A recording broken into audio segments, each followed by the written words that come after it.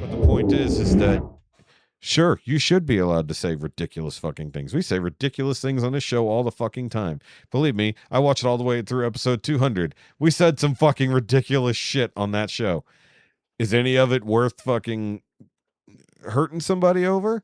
No, but could some fucktard who is literally useless and their blue hair dye fucking leaked? You know, they didn't quite get the blue they wanted. Yeah, I'm talking about you motherfuckers out there with your stupid blue hair. But it's just the point is that people who have nothing better to do, have no value in actual life, are That's the ones.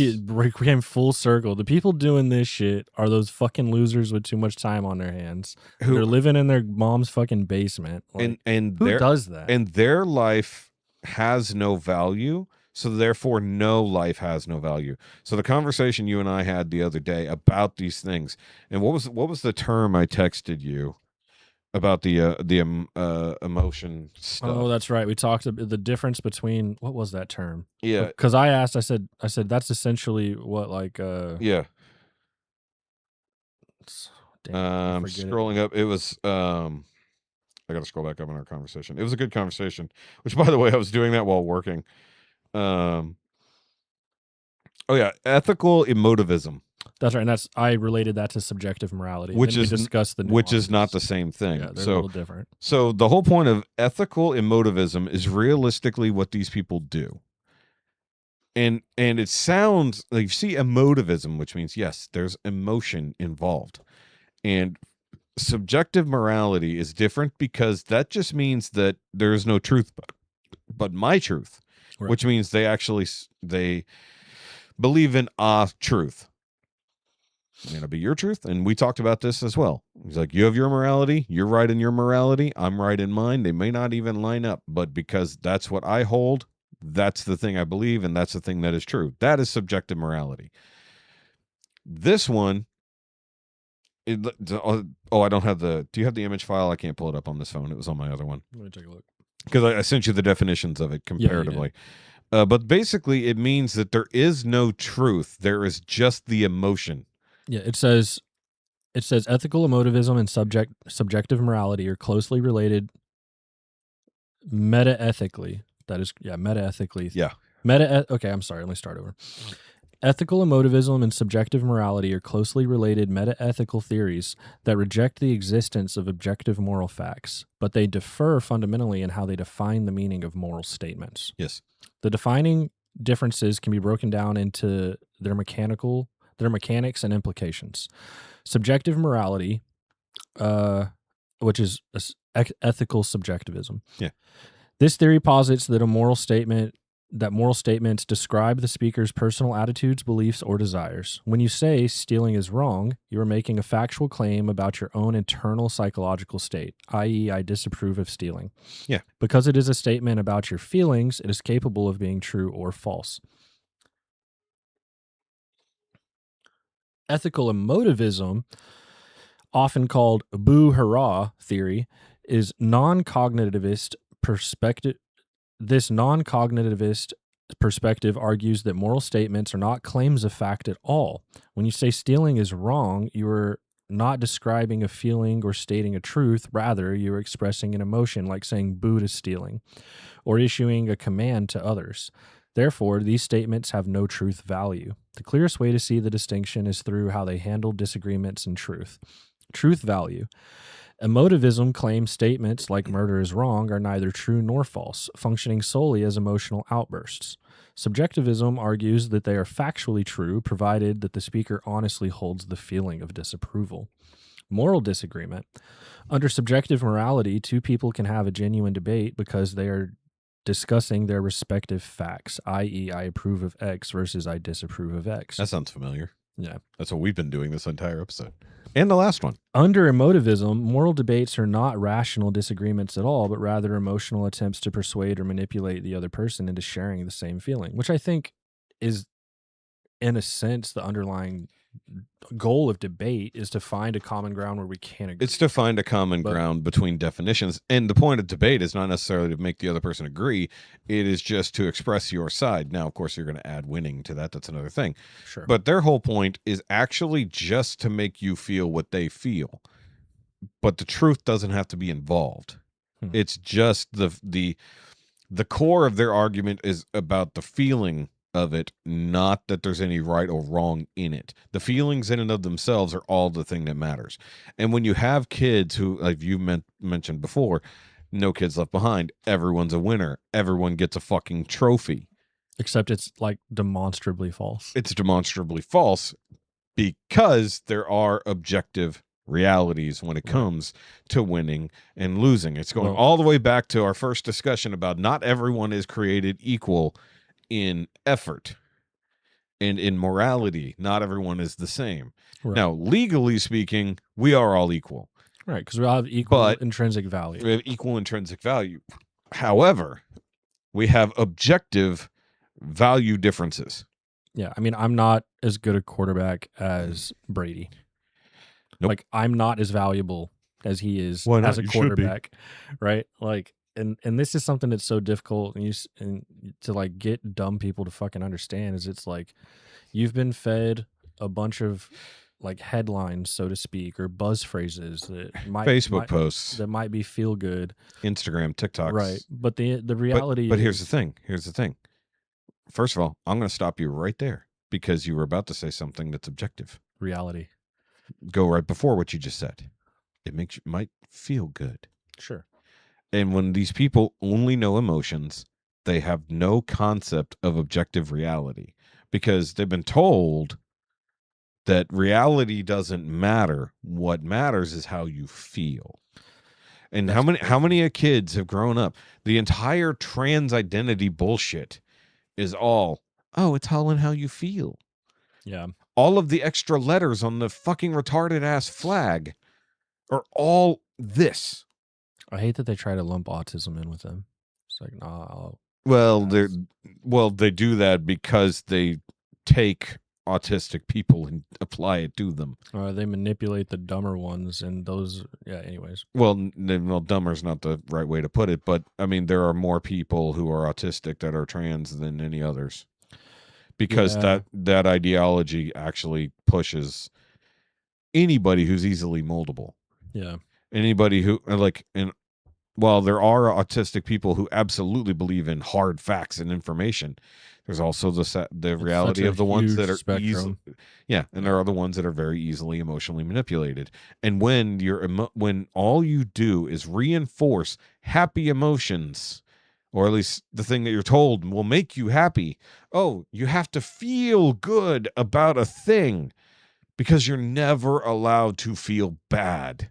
You've never been allowed. You've never failed. You've never been told you're a loser. You've never been told any of this. By the way, you're going to love a particular edit that I have in episode 200. I'll show you later. Okay. I didn't know it happened in the time, and I don't even know that John knew it happened in the time, but I caught it in the edit, and I'm like, I'm making this happen.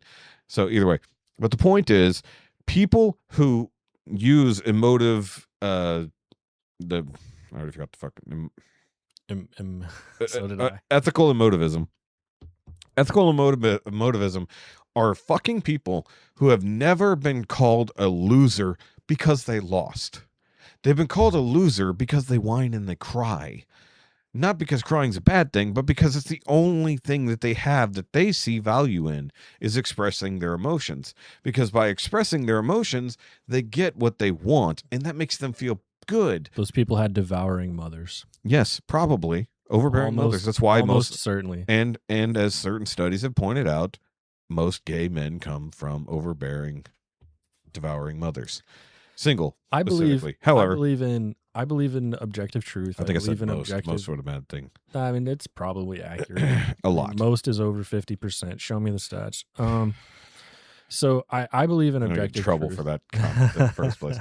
Well, but okay, so we believe in objective and subjective reality. Sure. Yeah. I mean, everybody has their perspective. Yeah. But my subjective perspective may not necessarily align with what is real. There are probably times where I am jaded or skewed, or I, have not experienced something or don't have all the information or the full picture. When we talked about nuclear power plants. Sure, I learned things during that conversation. Yeah. And then that probably changed a little bit of your perspective. It did. And it would change some of your subjective moral values on the said thing. In that regard, I had opinions that were based somewhat in ignorance. Yeah. And due to that ignorance, my subjective opinion meant fucking nothing. It was stupid. It No, was wrong. And it was- reality was different. No, here's the problem. It did mean something.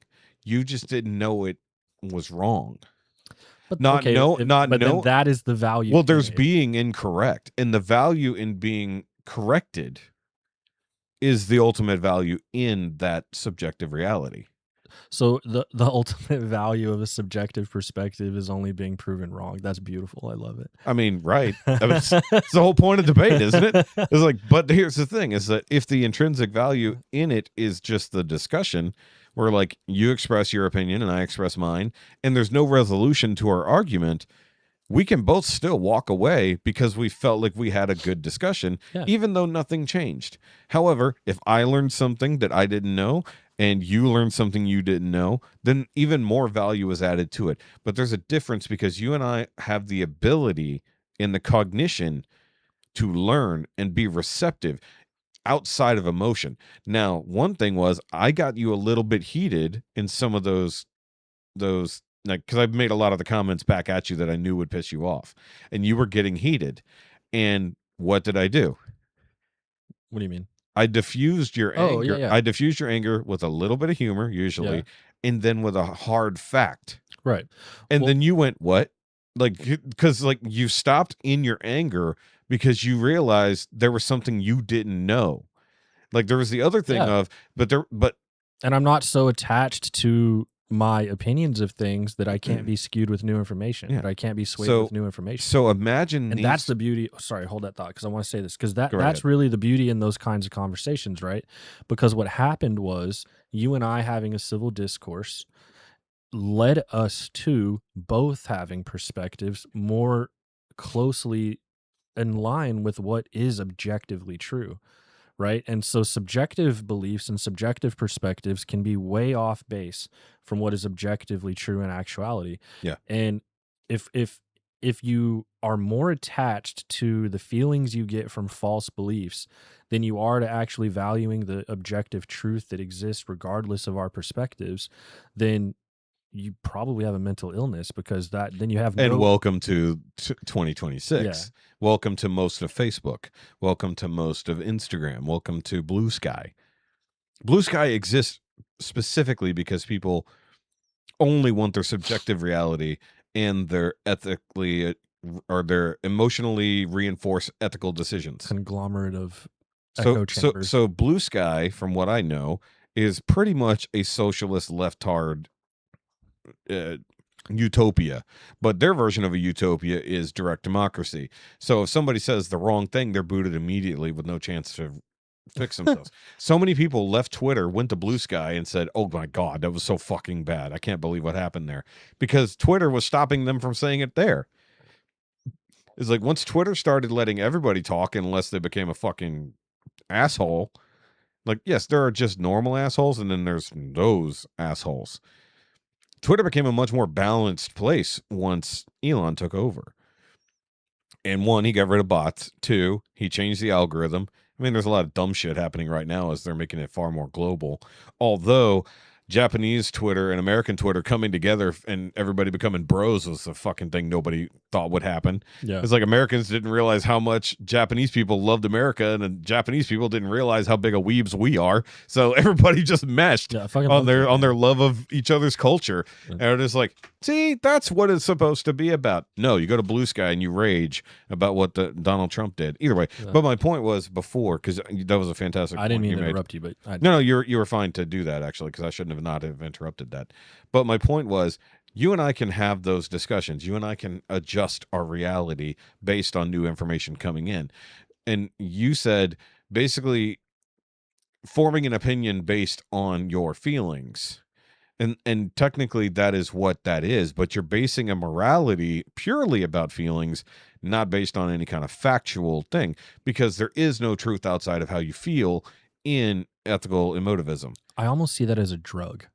Yes. Like people are addicted to the good feelings they get from their own bullshit. Yes. They're sniffing their own farts. Whereas, yeah, precisely. It is fart sniffers. I would rather know truth because I value truth Yeah. and I believe objective truth exists, and I don't want to be separated from the truth. If I'm wrong, Well, prove to be me separated wrong. from truth would be be separated from God. And as Christian, yeah, I believe that as a Christian. Yeah. And maybe that's part of my pursuit in that is I feel that maybe if being closer to truth puts me closer to God, maybe in some sort of deep-seated, psychological way.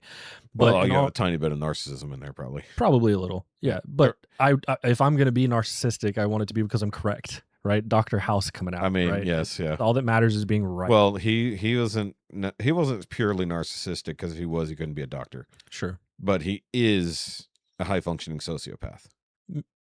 Yeah. Actually, well, you know that Wilson talks about that a few times. But you know that House is just analogous to Sherlock Holmes. Yeah. He even lives at 221B Baker Street. I didn't catch that. Yeah, it's on his driver's license. Yeah. Really? Yeah, I found that out years ago doing a rewatch. I was like, wait a minute. It says that he lives on Baker Street. I'm like, wait awesome. the fuck on. I was like, I've looked at it. I'm like, because he lives downstairs. And I saw that it had B on his door. And then it showed his driver's license when another guy was pretending to be Gregory House. And it showed his driver's license and it said 221B Baker Street. Wow. I was like, wow. I was like, they went that fucking hard. That's so awesome. Wilson is obviously his fucking just draw damn a it. fucking blank. I did too, man. What was his name? Winston? Not Winston. No. Not Winston. What was it? Watson. Yeah. So yeah. So you got House, Holmes, House. Yeah. Wilson. Yeah. So like it was all there. And for anybody who hasn't ever realized now that you're saying it, that House is just Sherlock, which is up. why it's so much better than any other medical drama. Anyways, I brought that back to it. But the point is, being a high functioning sociopath is bad for a lot of people. However, it can do a bulk load of good. Yeah. At the same time, but also his whole thing was avoiding pain. Yeah. Yeah. Sherlock, and he was literally Sherlock was getting high constantly just because he couldn't deal with reality. Yeah. But the point is, talking about drug, yeah, they're getting high on their own emotion because all they know is I must feel good, feeling bad. We grew up in the fucking got everybody out there right now. If you have echo chamber circle jerk is what it essentially is. Not even that. Good, get out of that. We were raised in the generation where heroes died. Oh, yeah. We were raised.